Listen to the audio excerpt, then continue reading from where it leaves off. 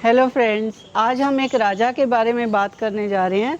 ये राजा जो है ना, ये इसमें बहुत एटीट्यूड है और ये मिस्टर परफेक्शनिस्ट की तरह काम करता है।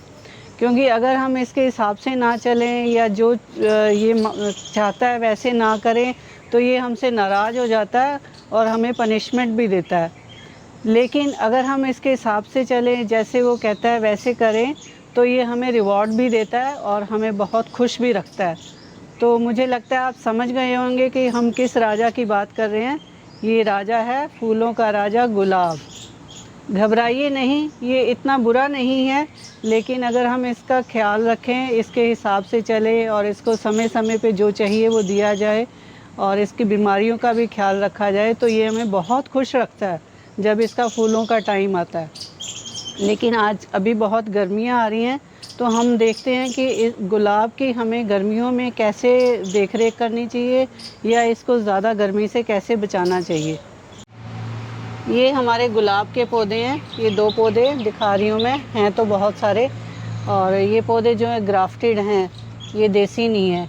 मतलब पौधे जो गुलाब है 2 तरह का होता है, एक देसी होता है और एक ग्राफ्टेड होता है। ग्राफ्टेड को इंग्लिश भी कह देते हैं। ग्राफ्टेड का मतलब ये है कि उसके रूट्स अपने नहीं होते, वो रूट्स दूसरे पौधे के होते हैं और उसको जो स्टेम उस पर लगाई ग्राफ्ट किया जाता है वो दूसरे पौधे का होता है। तो ग्राफ्टेड पौधे की हमें थोड़ी ज़्यादा देखभाल रखनी पड़ती है, क्योंकि उसमें जो है यहाँ नीचे से ग्रो कर जाती है। हमारे इसमें तो नहीं है क्योंकि हम निकालते रहते हैं, तो वो जंगली बन जाती है और बहुत ज़्यादा स्प्रेड कर जाती है। तो लेकिन उसमें फ्लावर्स नहीं आते, तो दूसरा जो मेन पौधा होता है उसको भी, उसकी ग्रोथ को भी हैम्पर करती है, इसलिए वो निकालना बहुत ज़रूरी होता है। लेकिन जो देसी होता है या जो अपने रूट जिसके अपने होते हैं, कुछ इंग्लिश में भी अपने रूट वाले होते हैं, उनमें ये इस चीज़ का इतना ध्यान नहीं रखना पड़ता। उसमें ब्रांचेस जहाँ से मर्जी आ जाएं वो सब फूल देंगे। तो लेकिन हमारा आज का टॉपिक जो मेनली है वो तो यह है कि गर्मियों में हमें कैसे देखभाल करनी है ताकि आने वाले समय में हम इनसे अच्छे से फूल ले सकें। अब गर्मी ज़्यादा होने के कारण क्या होता है कि गुलाब वैसे नॉर्मली क्या है, ये सर्दियों का पौधा है। ये हमें अक्टूबर, नवंबर, दिसंबर, जनवरी में बहुत अच्छे फूल देता है और ग्रो करता है। तो इसे हमें एक तो गर्मियों में लगाना ही नहीं चाहिए, लगाना है तो सर्दियों में लगाना चाहिए। और अगर पहले से हमारा लगा हुआ है और बहुत गर्मी है तो हमें इसकी कुछ केयर करनी चाहिए ताकि ये हमारा पौधा मर ना जाए और आने वाले समय में हमें ये फूल दे सके। तो सबसे पहले तो ये है कि हम इसमें मॉइस्चर जो है, मॉइस्चर रहना चाहिए। बहुत ज़्यादा सूखी नहीं होनी चाहिए मिट्टी, ऊपर वाला जो कवर लेयर है वो मॉइस्ट होनी चाहिए और बहुत ज़्यादा पानी भी नहीं रुकना चाहिए। इसलिए इसमें नीचे मोरियाँ होनी चाहिए ताकि अगर एक्स्ट्रा वाटर है तो वो निकल जाए। अब मॉइस्ट गर्मियों में, बहुत ज़्यादा गर्मी में मॉइस्ट रखने के लिए 2 तरीके हो सकते हैं। एक तो मल्चिंग हम कर सकते हैं। मल्चिंग जो लीव्स होती हैं कंपोस्ट की हुई या अदरवाइज़ लीव्स होती हैं, या जैसे राइस हस्क वगैरह होते हैं, उससे हम मल्चिंग कर सकते हैं। और मल्चिंग करने से पहले हम गुडाई कर लें ताकि उसके बाद पानी वगैरह लगाएं तो अच्छे से पानी लग जाए। ये जैसे हमारी लीव्स हैं, हम इसको इसके ऊपर एक लेयर लगा देंगे। उससे क्या होगा कि इसमें मॉइस्चर रिटेन होगा, सिर्फ मॉइस्चर रिटेन होगा, ज़्यादा पानी नहीं इकट्ठा होगा। तो अब जब हम पानी डालेंगे इसमें तो उसमें क्या, ये गीले हो जाएंगे और नीचे भी पानी चला जाएगा। और अगर सूखेगा तो सिर्फ ऊपर वाली लेयर ही सूखेगी पहले, फिर हम इतने में दोबारा पानी डाल देंगे। एक तरीका तो ये है मल्चिंग का। दूसरा, ये जो हमने जूट टाइप के जो बैग्स होते हैं उसको कट करके बीच में एक स्लिट कर दिया है, तो उससे भी हम मल्चिंग कर सकते हैं। बेसिकली क्या है कि हवा जानी चाहिए नीचे से, प्लास्टिक से नहीं कर सकते। ये भी जो है ये एयरी है, इससे भी हवा जाएगी, पानी भी जाएगी। और जब ज़्यादा गर्मी होगी तो पानी जो इवेपोरेट होगा इसी से होगा। इसमें भी नीचे पहले गुडाई करनी है, मैं तो वैसे आपको रख के दिखा रही हूँ। और ये मल्चिंग हो गया। अब हो गया वाटरिंग। तो इसे हमें रेगुलर पानी देना है गर्मियों में, क्योंकि इवेपोरेशन से ये ड्राई हो जाता है। और पानी जो है मॉर्निंग में दें तो ज़्यादा अच्छा रहेगा, क्योंकि जब सनलाइट आती है तो फोटोसिंथेसिस होती है और पानी होगा तो वो यूज़ कर सकेगा। और पानी जो है, जैसे आजकल गर्मियों में बहुत गर्म हो जाता है, तो गर्म पानी नहीं देना चाहिए। और पानी में भी इसका थोड़ा सा नखरा है कि इसको जैसे हार्ड वाटर नहीं चाहिए, हमें सॉफ्ट वाटर ही। TDS जो है वो 200 से कम होना चाहिए रोज़ के लिए। सेकंड जो है, इसकी रेगुलर मिस्टिंग भी ज़रूर होनी चाहिए। जैसे एक जो स्प्रेयर होता है उसमें मिस्टिंग से क्या होता है कि लीव्स हमारी गीली रहती हैं, सूखती नहीं है, ड्राई नहीं होती। जैसे है ये हमारा स्प्रेयर है, इसमें हमने पानी डाल रखा है नॉर्मल, तो इससे इसको मिस्टिंग करनी है ताकि इस पर कोई धूल मिट्टी है वो भी निकल जाए और ये पत्ते गीले भी रहें। ये अगर हम इवनिंग में करेंगे तो अगले दिन तक भी हमें ये गीले रहेंगे, फिर नेक्स्ट डे फिर इवनिंग में कर सकते हैं। ये तो हो गया वाटरिंग के लिए, वाटरिंग एंड मिस्टिंग। वाटरिंग में बेसिकली ध्यान ये भी रखना है कि हमें एक्सेस वाटरिंग बिल्कुल नहीं करनी है। और दूसरा पॉइंट है कि जैसे गर्मियों में बहुत ज़्यादा सनलाइट होती है और तीखी धूप होती है, तो हमें इतनी ज़्यादा धूप से भी बचाना चाहिए। वैसे इसको धूप बहुत पसंद है, इसको धूप चाहिए, 7-8 घंटे की धूप चाहिए, पर जो इतनी इंटेंस धूप होती है ना उसमें वो इसको अच्छी नहीं लगती है। इसीलिए हमें ये मिस्टिंग वाला कॉन्सेप्ट है, मिस्टिंग इसको अच्छी लगती है। लेकिन अगर बहुत ज़्यादा धूप है तो हम अगर गमले में हैं तो इसको थोड़ा सा शेड में रख सकते हैं, और लेकिन अगर ज़मीन में लगे हुए हैं और बहुत ज़्यादा धूप आ रही है तो हम इसके ऊपर ग्रीन शीट कवर कर सकते हैं, या जैसे दूसरे प्लांट्स की थोड़ी छाया ला सकते हैं, उससे इसके कम धूप हो। छाया का मतलब ये नहीं है कि हम इसको इंडोर रखेंगे, इंडोर नहीं रख सकते, इसको रखना आउटडोर ही है। थोड़ी बहुत धूप आनी चाहिए, बहुत ज़्यादा तेज़ धूप नहीं होनी चाहिए, और हवा लगनी चाहिए। इसके लिए हवा बहुत ज़रूरी है, अगर हवा नहीं होगी तो इसमें डेड होने का ख़तरा रहता है। अगला पॉइंट ये है कि अब इस मौसम में अगर फ्लावर्स आ जाते हैं तो हमें क्या करना है। अभी जो इतनी गर्मियों में हमें अपने गुलाब से फ्लावर्स बिल्कुल नहीं लेने हैं। इनमें इस टाइम पे हमें इस पौधे की ग्रोथ, वैसे तो डॉर्मेंसी में चला जाता है, बहुत ज़्यादा ग्रो नहीं करता लेकिन कुछ ग्रो करता है, तो हमें ये ध्यान रखना चाहिए कि इसके रूट्स अच्छे से ग्रो करें। लेकिन हमें फूलों का लालच बिल्कुल नहीं होना चाहिए। तो जो भी फूल या कली आई हुई है उनको हमने काटना है, और काटने के लिए बेसिकली इसके लिए क्या है कि इसको हम किसी भी गंदे डर्टी औजार से नहीं काट सकते। ये जो कटर है इसको हमें पहले क्लीन करना है, क्योंकि इसको ना इन्फेक्शन फंगस इन्फेक्शन बहुत जल्दी होता है, तो हमें उसका बिल्कुल ख्याल रखना है। तो जैसे अब ये कटर को हमने क्लीन कर लिया, और ये शार्प भी होना चाहिए।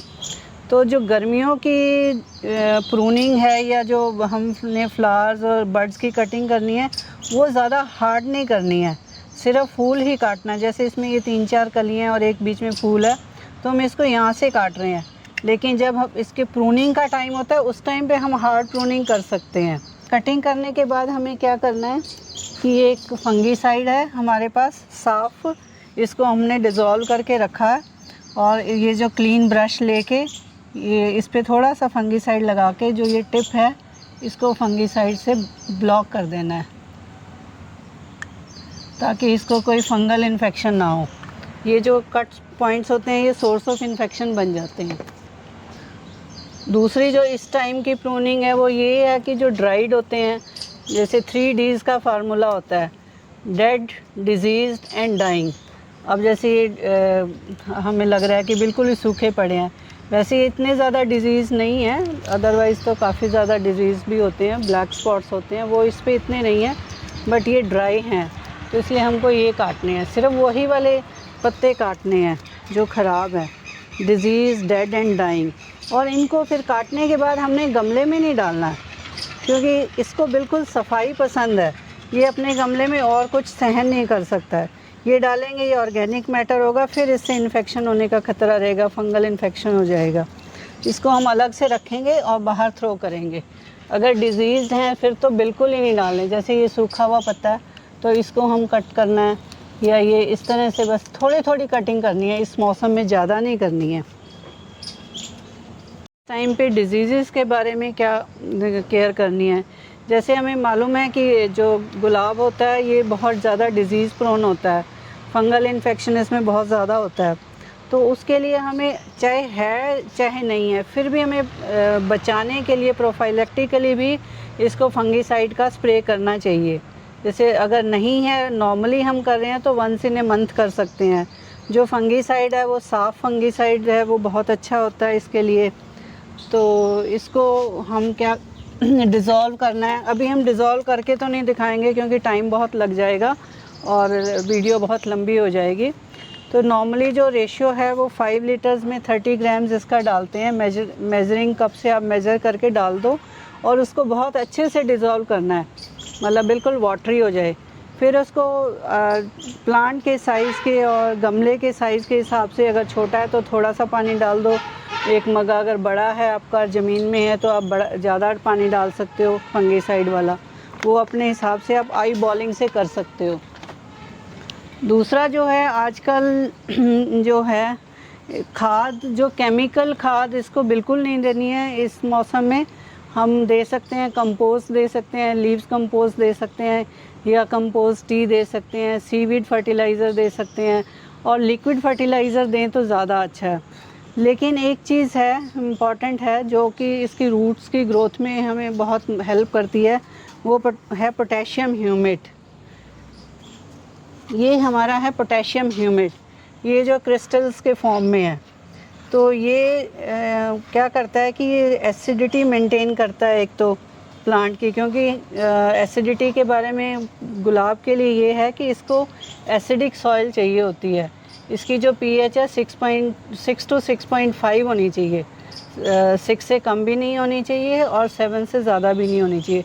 इसीलिए इसको मिस्टर परफेक्शनिस्ट कहा जाता है कि इसको स्पेसिफिक चाहिए सब कुछ।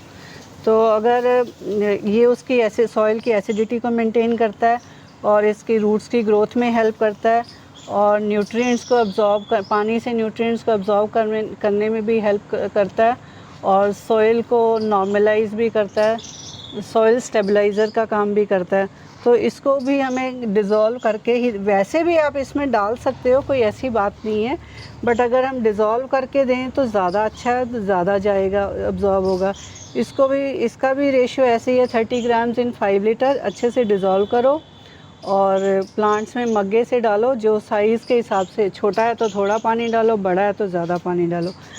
अब एक्चुअली वीडियो लंबी हो रही है, इसको मैं इसलिए डाल के नहीं दिखा रही हूँ। दूसरा जो न्यूट्रिशन के बारे में है कि अदरवाइज़ इस सीज़न में तो चलो हमें इतना न्यूट्रिशन नहीं देना है, इसको ज़रूरत नहीं है क्योंकि डोरमेंसी में होता है। लेकिन जब ग्रोथ का टाइम होता है तब इसे बहुत न्यूट्रिशन चाहिए होता है। ये एक हैवी फीडर है। थोड़ा मौसम ह्यूमिड हो जाता है तो इसमें ना पेस्ट का भी खतरा रहता है। अब हमें पेस्ट के लिए भी थोड़ा बहुत ट्रीटमेंट इस मौसम में करना पड़ता है। पेस्ट के लिए हम क्या कर सकते हैं, एक नीम ऑयल ले सकते हैं। नीम ऑयल में थोड़ा सा जैसे शैम्पू मिला के उसको पूरा डिज़ोल्व करके और वो उसका स्प्रे कर सकते हैं, या फिर कोई पेस्टिसाइड भी ले सकते हैं, उसका स्प्रे कर सकते हैं। या फिर जैसे घर में कुछ लोग नीम के लीव से बना लेते हैं पेस्टिसाइड, उसका भी स्प्रे कर सकते हैं। कुछ लोग गार्लिक वगैरह का भी बनाते हैं, उससे भी कर सकते हैं। तो ये थी हमारे गर्मियों में गुलाब की केयर और गुलाब को कैसे बचाना चाहिए उसके बारे में। एक पॉइंट और है इसमें कि जैसे इसमें जो एंटेंगल्ड ब्रांचेस होती हैं, जैसे ये वाली ब्रांच है तो ये इसकी तरफ जा रही है, तो ये जब बड़ी होगी तो इसको हैम्पर करेगी।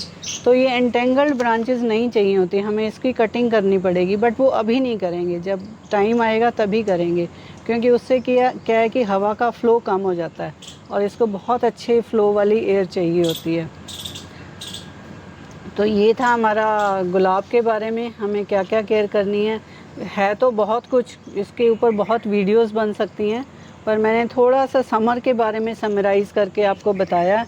मुझे लगता है कि आपके लिए यूज़फुल रही होगी वीडियो। अगर आपको कुछ इससे सीखने को मिला है तो आप इसको शेयर कीजिए और लाइक कीजिए। Thank you.